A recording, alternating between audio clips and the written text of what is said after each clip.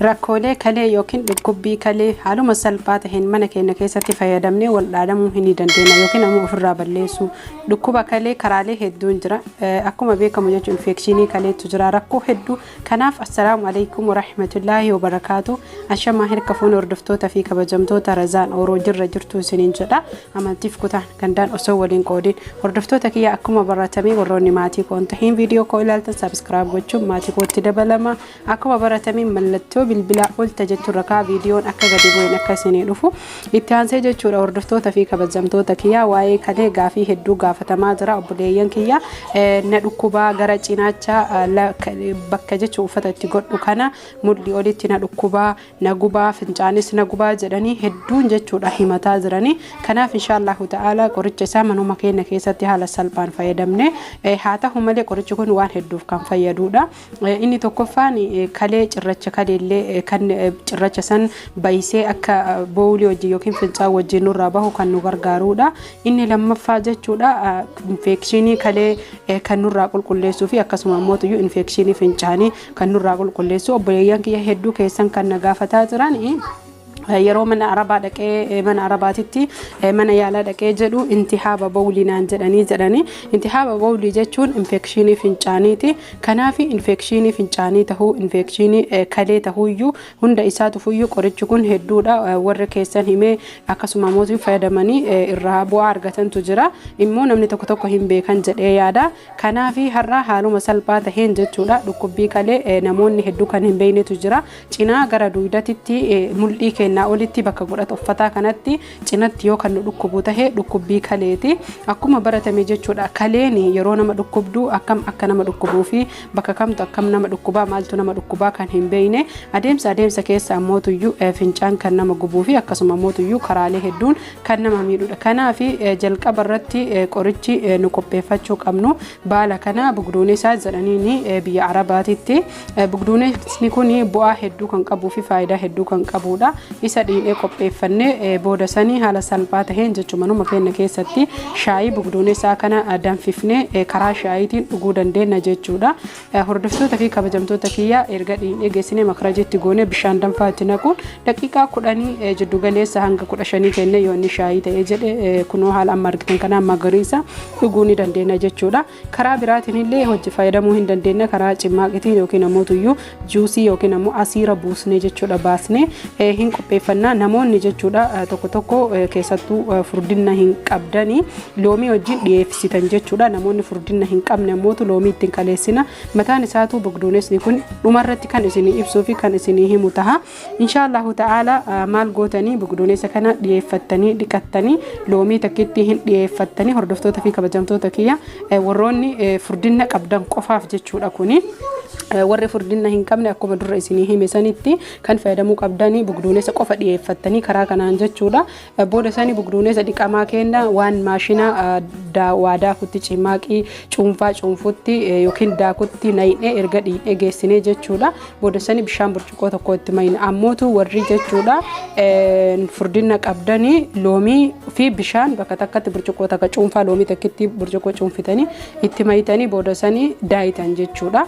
Kuni karaa cimmaaqitiin warroonni furdina qabdan loomii itti edaatanii loomii takkitti itti cuunfitanii warroonni furdina hin qabne ammootuyyuu ittiin dabaltan jechuudha. Loomii warri furdina hin qabne kalee qofaaf inshaallahu ta'ala guyyaa 3 keessa jijjiiramaa fi faayidaa isaa kan argatanii haaluma kanaan daayitanii jechuudha. Haala salphaan waan isin ajaa'ibaa irraa isa kana jechuudha yeroo dhuydanii jettanii kan dura akka isin dhukkubu wallaaltan bakka isin dhukkubu wallaaltan baay'ee kan isin gargaaruu fi hedduu kan isin fayyadudha jechuudha. Eegas dhimbiibbaa fudhattanii bishaan kana jechuudha bishaan isaa qofa jalaa baafachuu hinna jechuudha. Bishaan isaa kana jalaa dhimbiibdanii maaliif gattaan isaa yookiin ammootuyyuu wanni isa jalaa bahu kuni kokketti kan nama rakkatuu fi akka dhuyne kan nama ittisuudha. Karaanii walumaa galatti bugduunesa yookiin baala raafuu kana isa bugduunesa jedhamu kana dhuynuuni karaa salphaa taheen karaalee lamaan kanaan jechuu karaa cimmaaqitii fi karaa shaayitiin shaayii ibiddarra danfisuu qabdanii bishaan danfaatti naqxanii faayidaan isaa hin tara. Kanaaf akkuma baratame furdina kalee irratti jechuudha furdina kalee irratti kan nurraa hir'isuu fi akkasuma mootuyyuu borcii garaa keenyaa kan fixu furdina hedduu walumaa galatti kan nu gargaaruu fi nurraa hir'isuudha jechuudha. Kanaaf warroonni ammootu ani qal'oodha yookiin qal'aadha akkamitti fayyadama kan jettanii hedduun jechuudha nama qal'is erga jettanii isin qal'innaaf waan hin dhuyne fi akkuma baratame kalee yookiin ammoo intihaaba bowlii isiniin jedhan san ijoollee hedduu akkas jedhaa jirti. Intihaaba bowlii jechuun infekshinii fincaaniiti. Kanaaf infekshinii ofirraa balleessuuf yookiin ammoo dhukkubbii kalee ofirraa hir'isuuf waan fayyadamtaniif jecha haala salphaa taheen isa dhuydanii haga fakkeenyaaf sa'aatiin itti dhuydan akka fincaan hedduuf isin fincoofsisuu fi kalee keessan qulqulleessutti fayyadamuun isin irratti dirqama jechuudha. Hangam fayyadamoorri jettanii fi guyyaa 3 keessa jijjiirama isaan argitan ka furdina osoo hin tahin kakalee jechuudha. Kakalee guyyaa 3 keessatti jijjiirama isaa kaleen isin dhukkubu isin dhiisa ka isin gubatu tahuu ka fincaan isin jarjarsu ta isin cinqu jechuudha tahuu akkasuma mootuyyuu kan karaa duydatitti isin dhukkubu tahuu akkuma baratame jechuudha. Bugduunessa keessan erga qopheeffattanii geessitanii guyyaa meeqa bugduunessa kana fayyadamna namoonni hedduun jechuudha. Hangam dhugaa yeroo kam dhugaa kan jettanii fi eeyyan dhugaadha yeroo beekuu fi hanga beekuun barbaachisaadha. Isa kana jechuudha ganama garaa qullatti akka hirribaa kaatanii dhuydan jechuudha. Ammas irra deebi'ee isinii hima gattaa isaa yookiin ammoo tuyyuu kan waliin daakamu yookiin waliin danfu baala isaa waliin hin dhuydan. Bishaan isaa qofa jalaa baafnee karaa cimmaaqiitiinis yoo qorraa dhuguu barbaaddan akkasuma karaa shaayitiin dhuguu yoo barbaaddan gattaa isaa osoo hin tahin bishaan isa jalaa ba'u dhama isaa qofa dhuguu kan barbaannudha. Warri furdina hir'isuu barbaaddanis akkasuma warri kalee keessan argitanii kaleen isin dhukkubaa jirtu akkamii akka isin dhukkubdu wallaaltan maali isi bugduunesni kun faayidaa hedduu kan qabuu fi karaa biraatiinis yoo fayyadamnee jenne qaama keenya hedduu kan fayyaduu fi waan hedduu ka irraa tajaajillee irraa ooluu dandeenyudha. Kanaafi wanni isin godhuu qabdanii akkuma hirribaa kaataniin isaa burcuqqoo tokko dhuguu qabdan jechuudha. Dirqama itti aansitanii burcuqqoo 2 bishaan dhuguu qabdanii walumaa galatti jechuudha. Waroonni kaleen isin dhukkubus tahee furdina hamaa qabdanis akkasuma mootuyyuu rakkoolee garaagaraatiin rakkattan bishaan sirri dhugaa obboleeyyan kiyya bishaan sirri dhuguun barbaachisaadha. Yeroo hedduu bishaan kan jedhu kana na qofa haga na hifattan jechuudha kan dubbadhuudha. Kanaafi bishaan yoo jedhe namni keenya nyaata nyaatee qarxaa bishaan nyaatarraan godha.